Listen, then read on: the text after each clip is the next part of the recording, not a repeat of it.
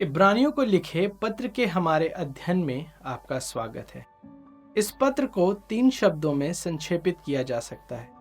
बेहतर बने, विश्वास करें और सावधान रहें। इस पाठ में हम अंतिम शब्द पर ध्यान केंद्रित करने जा रहे हैं, सावधान रहें।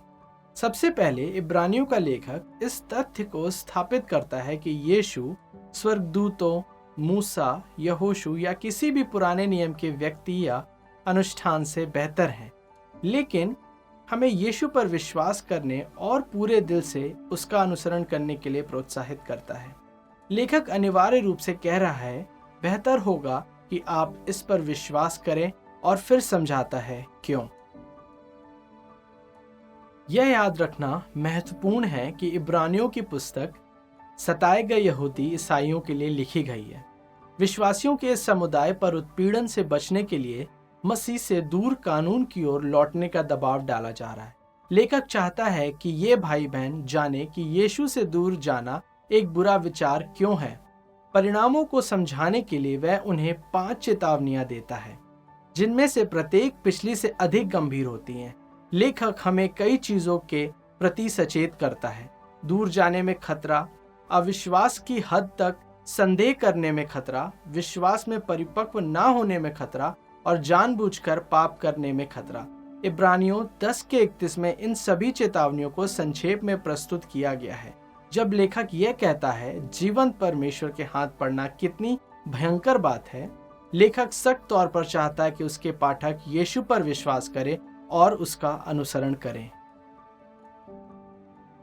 इब्रानियों 2:1-4 में पाई गई पहली चेतावनी बताती है कि विश्वास से दूर जाना और उद्धार के उपहार की उपेक्षा करना कितना खतरनाक है। पुरानी वाचा सिनाई पर्वत पर दी गई थी, और यदि इसका पालन नहीं किया गया तो इसके गंभीर परिणाम होंगे। उन्हें यह जानने की जरूरत है कि हमारे प्रभु यीशु के द्वारा बोले गए शब्दों की उपेक्षा करना और भी अधिक गंभीर होगा। उनके पास इस बात का भी सबूत था कि यीशु के शब्द चिन्हों और चमत्कारों के माध्यम से सत्य साबित हुए थे। जो लोग मसीह और उनके उद्धार की उपेक्षा करते हैं, उन्हें पुरानी वाचा के तहत किसी को भी जो मिला होगा उससे कहीं अधिक बड़े न्याय और परिणाम का सामना करना पड़ेगा। अगली चेतावनी इब्रानियों 3 के 7 और 4 के 13 में मिलती है। ये वचन इजरायलियों द्वारा जंगल में बिताए गए समय को दर्शाते हैं। हालांकि उन्हें मिस्र की गुलामी से बचाया गया था और उन्होंने परमेश्वर की चमत्कारी शक्ति का अनुभव किया था, फिर भी उन्होंने विद्रोह किया और भटकते भटकते मर गए। इब्रानियों 4:1 में लिखा है, इसलिए जबकि उसके विश्राम में प्रवेश करने की प्रतिज्ञा अब तक है, तो हमें डरना चाहिए। ऐसा ना हो कि तुम में से कोई जन उससे वंचित रह जाए। वादा किया गया देश पूर्ण विश्राम का सूचक था, जो केवल यीशु में पाया गया था। इसलिए इब्रानियों 4:11 कहता है, हम उस विश्राम में प्रवेश करने का प्रयत्न करें। ऐसा ना हो कि कोई जन उनके समान आज्ञा ना मानकर गिर पड़े। लेखक विश्वासियों को चेतावनी देता है कि मसीह में विश्वास छोड़ने में खतरा है। जो लोग यीशु को अस्वीकार करते हैं, उनके लिए उन लोगों की तुलना में अधिक बुरे परिणाम होंगे जिन्होंने पहले वादा किए गए देश को अस्वीकार कर दिया था। इन परिणामों से बचने के लिए लेखक उन्हें इब्रानियों 3 का 13-15 में बताता है, वरन जिस दिन तक आज का दिन कहा जाता है, हर दिन एक दूसरे को समझाते रहो। ऐसा ना हो कि तुम में से कोई जन पाप के छल में आकर कठोर हो जाए, क्योंकि हम मसीह के भागीदार हुए हैं। यदि हम अपने प्रथम भरोसे पर अंत तक दृढ़ता से स्थिर रहें, जैसा कहा जाता है, यदि आज तुम उसका शब्द सुनो तो अपने मनों को कठोर ना करो, जैसा कि क्रोध दिलाने के समय किया था। यह अनुच्छेद दिखाता है कि कैसे आपसी प्रोत्साहन पाप और उससे उत्पन्न होने वाले कठोर हृदयों का विरोध करने का एक शानदार तरीका है। लेखक इब्रानियों 10:24-25 में यह कहते हुए वापस आता है, और प्रेम और भले कामों में उस्काने के लिए हम एक दूसरे की चिंता किया करें और एक दूसरे के साथ इकट्ठा होना ना छोड़ें, जैसे कि कितनों की रीति है, पर एक दूसरे को समझाते रहें, और ज्यों-ज्यों उस दिन को निकट आते देखें, त्यों-त्यों और भी अधिक यह किया करो। प्रोत्साहन का यह राजा हमें कठिन समय में भी विश्वास में बने रहने में मदद करता है। क्या आपने कभी स्वयं को विश्वास और अविश्वास के बीच आगे पीछे होता हुआ पाया है? क्या आप किसी कठिन परिस्थिति, निराशा या इच्छा के कारण अपने विश्वास से दूर जाने की सोच रहे हैं? क्या ये संभव है कि इब्रानियों की पुस्तक के 3 और 4 अध्याय के ये चेतावनियां आपके लिए लिखी गई होंगी? आपके जीवन में ऐसा कोई मुद्दा नहीं है जो यीशु मसीह में आपके विश्वास और उसने आपके लिए जो किया है उससे अधिक महत्वपूर्ण हो। 2 कुरिन्थियों 13:5 कहता है कि आपको अपने आप को जांचना चाहिए कि आप विश्वास में हैं या नहीं। शायद आपने धर्मोपदेश तो सुने होंगे, लेकिन यीशु मसीह में अपने विश्वास की पुष्टि के लिए कभी कदम नहीं उठाया होगा। इब्रानियों 3:15 में लेखक के शब्दों पर विचार करते हुए ये कदम उठाने पर विचार करने का इससे बेहतर समय कोई नहीं है। यदि आज तुम उसका शब्द सुनो तो अपने मनों को कठोर ना करो। यह एक चेतावनी है कि पाप को परमेश्वर द्वारा आपके हृदय परिवर्तन के रास्ते में ना आने दें। इब्रानियों 4:1-2 में लेखक लिखता है, इसलिए जबकि उसके विश्राम में प्रवेश करने की प्रतिज्ञा अब तक है तो हमें डरना चाहिए। ऐसा ना हो कि तुम में से कोई जन उससे वंचित रह जाए, क्योंकि हमें उनकी तरह सुसमाचार सुनाया गया है, पर सुने हुए वचन से उन्हें कुछ लाभ न हुआ, क्योंकि सुनने वालों के मन में विश्वास के साथ नहीं बैठा। यह एक दृष्टांत की तरह है जो यीशु ने विभिन्न प्रकार की मिट्टी के बारे में सिखाया था। दृष्टांत में एक किसान बाहर जाता है और हर जगह बीज बोता है। उसे पता चला कि बीज चारों प्रकार की मिट्टी में जहां वे गिरते हैं अलग अलग तरह से उगते हैं। लेखक इन गुमराह लोगों से कह रहा है, यह वचन तुम्हारे लिए है, इसलिए जब तुम परमेश्वर की वाणी सुनो तो अपने हृदय कठोर मत करो, क्योंकि यदि तुम ऐसा करोगे तो गंभीर परिणाम होंगे। तब लेखक हमें पवित्र शास्त्र के बारे में एक महान कथन देता है जब वह इब्रानियों 4:12-13 में लिखता है, क्योंकि परमेश्वर का वचन जीवित और प्रबल और हर एक दोधारी तलवार से भी बहुत चोखा है और प्राण और आत्मा को और गांठ गांठ और गूदे गूदे को अलग करके आर पार छेदता है और मन की भावनाओं और विचारों को जांचता है। सृष्टि की कोई वस्तु उससे छिपी नहीं है, परंतु जिससे हमें काम है उसकी आंखों के सामने सब वस्तुएं खुली और प्रकट हैं। हम यीशु की आवाज सुन सकते हैं जो परमेश्वर का जीवित वचन है। पवित्र शास्त्र के माध्यम से जो कि परमेश्वर का लिखित वचन है, परमेश्वर का वचन हमें दोषी ठहराता है, क्योंकि यह हमारे दिलों से गहराई से बात करता है। यह हमें दिखाता है कि हम कौन हैं और यह हमारे जीवन में पाप को प्रकट करता है। तीसरी चेतावनी इब्रानियों 5:11 और 6:20 में आती है। यह वचन 11 से 14 में शुरू होता है, ये कहते हुए, इसके विषय में हमें बहुत सी बातें कहनी है जिनका समझाना भी कठिन है, इसलिए कि तुम ऊंचा सुनने लगे हो। समय के विचार से तो तुम्हें गुरु हो जाना चाहिए था, तो भी ये आवश्यक हो गया है कि कोई तुम्हें परमेश्वर के वचनों की आदि शिक्षा फिर से सिखाए। तुम तो ऐसे हो गए हो कि तुम्हें अन्न के बदले अब तक दूध ही चाहिए, क्योंकि दूध पीने वाले बच्चे को तो धर्म के वचन की पहचान नहीं होती, क्योंकि वह बालक है, पर अन्न सयानों के लिए है, जिनकी ज्ञानेंद्रियां अभ्यास करते करते भले बुरे में भेद करने में निपुण हो गई है। पौलुस पहले कुरिन्थियों 3 में ठोस भोजन में परिपक्व होने के बजाय दूध पर अटके रहने के बारे में भी बात करते हैं।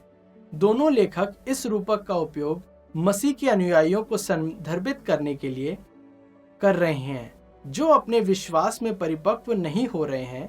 इसमें कभी कभी ऐसे विश्वासियों को ढूंढना शामिल होता है जो स्वयं पवित्र शास्त्र का अध्ययन करके अपना पूरा पेट नहीं भर सकते।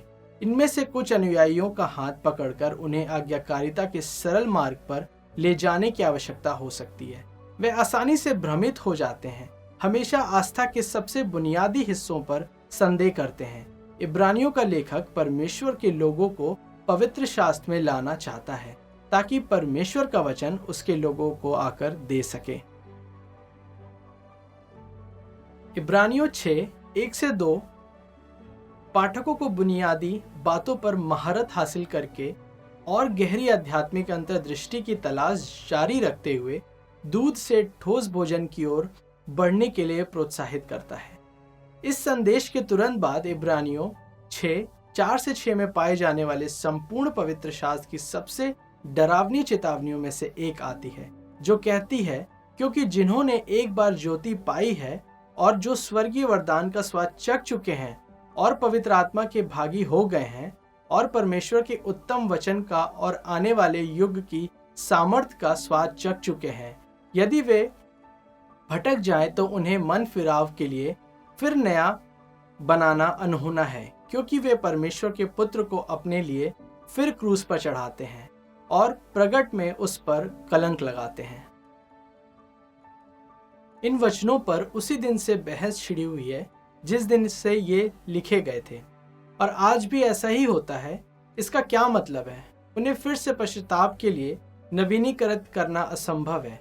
यह निश्चय ही आस्था को अस्वीकार करने की बात है, लेकिन इसकी कसौटी बहुत विस्तृत नहीं है और कुछ हद तक भयावह भी है। अब इब्रानियों में वर्णित यह विद्रोह पाठकों के लिए चेतावनी है, आरोप नहीं। हालांकि यदि वे अपने रास्ते पर चलते रहते हैं और अपने अविश्वास को बढ़ने देते हैं तो खतरा सामने है। उन लोगों के लिए जो मानते हैं कि सच्चा उद्धार खोया नहीं जा सकता, इस मार्ग की एकमात्र व्याख्या यह है कि इन इब्रानियों ने ईसाई जीवन का सिर्फ चखा था। उन्हें अभी तक बचाए जाने की बात पर विश्वास नहीं हुआ था। वे तर्क देंगे कि ये इब्रानी केवल खुद को ईसाई कह रहे हैं, हालांकि ये वास्तव में परिवर्तित नहीं हुए हैं। इसलिए लेखक शायद उन्हें गहरे अधिक वास्तविक विश्वास की ओर बुला रहा है। वह एक प्रतिबद्धता की मांग कर रहा है। यदि वे दो रास्तों के बीच आगे पीछे चलते रहेंगे तो वे उस शाश्वत जीवन से चूक जाएंगे जो उनके लिए मुफ्त में उपलब्ध है। अन्य लोग सोचते हैं कि ये इब्रानी वास्तव में बचाए गए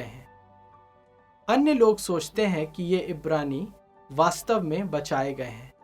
प्रबुद्ध होना, स्वर्गीय उपहार का स्वाद चखना, पवित्र आत्मा का हिस्सा लेना और परमेश्वर के वचन का स्वाद चखना, ये सब दर्शाता है कि ये पाठक सच्चे विश्वासी थे। कुछ विद्वानों के अनुसार बचाए जाने का मतलब ये नहीं है कि आप किसी बिंदु पर अपने विश्वास से दूर नहीं जा सकते।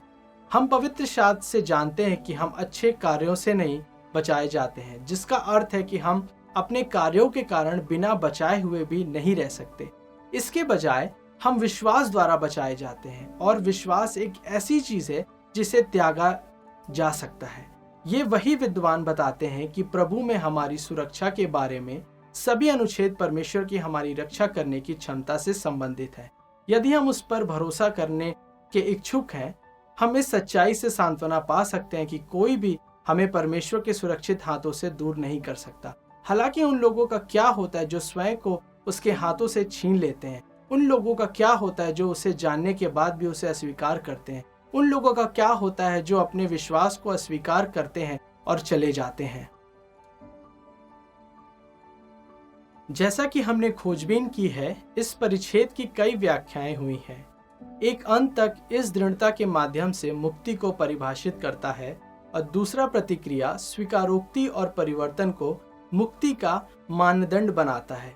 यह बहस काफी समय से चल रही है और हम आज इसका समाधान नहीं निकाल पाएंगे, लेकिन हमें इन चेतावनियों पर ध्यान देना चाहिए।